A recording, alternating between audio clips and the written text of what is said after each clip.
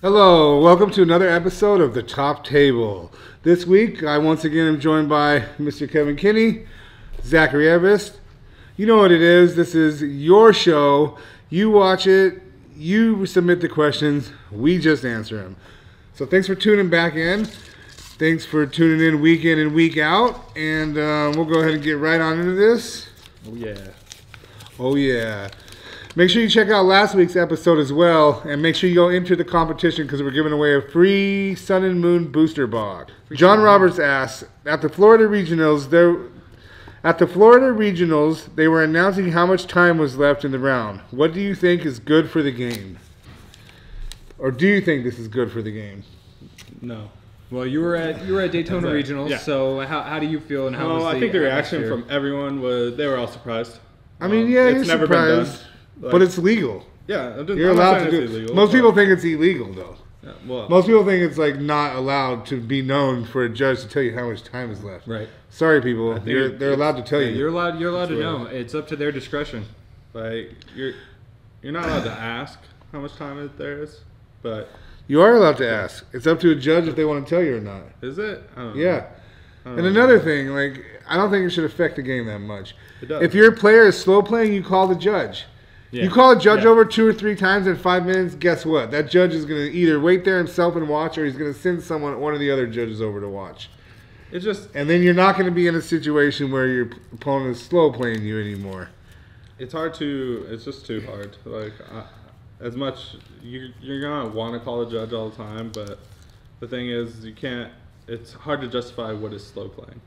No, it's not. If you're taking 2 or 3 minutes on a turn, then and you're making 1 or 2 moves, then expanded. If you've got a judge behind you watching you play, and you know, like the judge can see that you have no cards in your hand, then they're going to know if you're slow playing. When I have 3 battle compressors and I play 3 battle, it should take you 1 minute to eliminate 3 battle compressors worth of stuff. You think that, but I need to figure out what I need to do. Okay, well, if you don't know, then that's good. There's limited time. I'm going to call a judge. I guess you just keep calling a judge. I'm not saying, and it's just not going to work, in my opinion. I think it's better that way. Then you can play faster if you. What if you're trying to win a game? Then you should play fast no matter what. Yeah, if you're trying to win a game. Before, the best players always knew how much time. A lot of people would wear wristwatches or whatever. You'd start a mental clock, but now it opens the floor. You know, most people wear a watch upside down and they check it.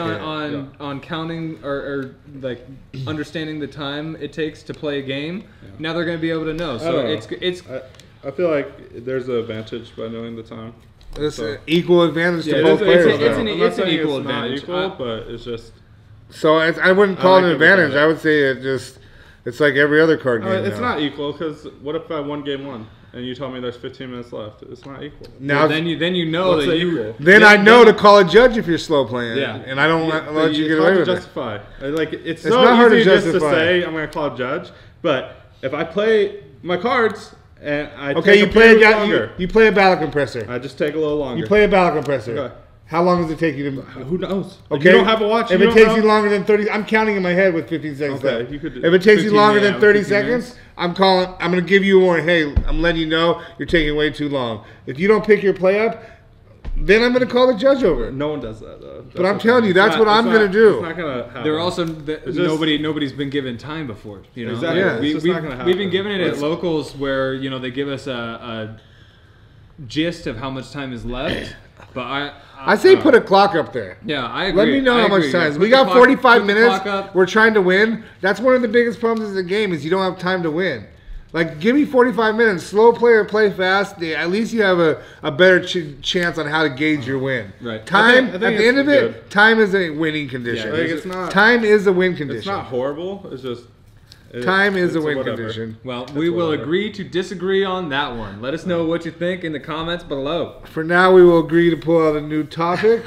Which one of you? All right, I'm going to dive in. Get a hot topic. All right. It's not an advertisement. Jennifer S. asks, is Garbodor still the supreme ruler of the format? Ooh, you know it is. That's a yes. That's a big 10-4. Let me answer that question, buddy. Undisputed champion right here, Garbodor. We got it, boys. It's too good. Undisputed. Like an Out expanded. of my face. Out of my face. No, I mean, that's in expanded, you can't play around Trash Lands. yeah. You can't. It's hard to play around you it in cannot play. standard. It is harder to play around it. It's just such a good card. It's just a good card. It's more of a second attacker in standard. You can play it as a main attacker in It doesn't expanded, matter. It's a most late game definitely. killer. Yeah. It knocks you- Either way, That's the problem. You play it with stuff that hits so hard early, and then like to take out like a Glisopod that's 210 HP. What you just not gonna play any items? Yeah, Like, yeah. Oh yeah, you took out the Glisopod, and then this comes in and just destroys you. Yeah, And then in expanded, you're playing four of every like item, and like People are going back to, because Archeops is banned, Yeah. now people are going back to stage 2, so they're playing 4 rare candies, they're playing their 4 like, Versus it's Seekers, crazy. they're playing their 4 Ultra Balls.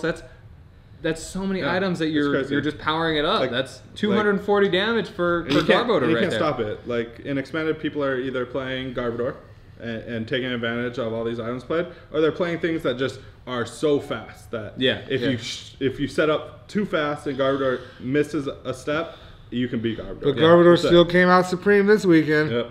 This is Yeah, true. Yeah, so- what was the winner? Second place Garbodor. was item lock, which helps. Like there's those decks. You either gotta be super fast to beat Garbodor, you gotta play Garbodor, or you gotta Item lock your lock, opponent yeah. out. What Yep. deck 1 second? It was Trevenant. Trevenant. Yeah, Right there. Yeah. Trevenant seeing some play. Yeah, that's good. It's good. It's good. Yeah. Yeah. No, I like it. Toad was in top 8 too. So Well, we'll throw this in the round file. it is what Garbodor it is. is still king. Yeah. Let us Okay. know what you think about the trash man. Is he trash or is he the man? Cold All boy. right, Too versatile. hop in there, cold boy. He's a cold boy. You guys It are feels headless. icy in here. It feels like Is the air on or does Zach just Breathe. move? Nick Cracola asks, how do you determine what deck to play at a large event? I just reach on. I go to my local like Target or Walmart and I reach on into the structured Right decks. before the tournament? Yeah, and I grab one. And then Especially if it's expanded. I you just could pick get any 4 of them. random cards and then I put in Sycamores. I like That's to good. net deck. I'll net deck and see what the meta was and try and figure out the meta for the next format. If people think that a certain deck is going to be strong, then a lot of people may tend to counter that, and then the counter to the counter is usually what I go with. Yeah, you From can there. check out our YouTube channel at Sacker Scoop. I do play meta decks. You can check out Zach also plays meta decks, or check out our buddy Pablo. Yeah, Pablo. Tablemon on YouTube. Always You know, top 16 player, played at Worlds. He plays all the meta decks on Road to Worlds. So if you want to get a really good insight on how decks are played and what's in the meta, you go check his channel out. Yep. That's Tablemon on YouTube, and he'll give you a really good idea at what the meta actually is. And once you determine what the meta is, then I think you can better prepare yourself on what to play. Right. Yeah, Right. it's like you gotta and play comfortable. Like, if you're playing a deck for weeks and you know this deck inside out, don't just switch. Sounds familiar. Yeah, speaking from experience. Yeah, the guy that? played a deck hundreds of games and he was so confident. I just But thought fire. he thought fire was going to be there, and going into it, you know, he has an 80-20 matchup, and that's something you want to avoid. You don't want to play you don't want to play a deck where you have an 80-20, especially when it's going to be something like fire that you think a lot the going to play. The worst part is you lost to a Volcanian player. Which You was wanna- so bad. You want to keep all your options like 50-50, you know? Yeah.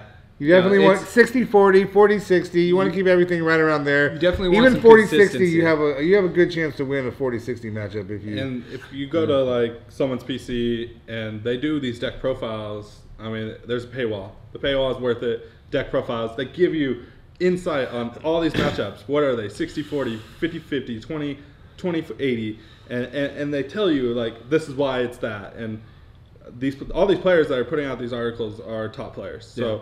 What they're writing is great content. So if you want to say you like Blastoise, you go to this website, has an article on Blastoise, tells you the matchups. Like these types of things are really good to do before the big tournament. Right. So make sure you do your homework.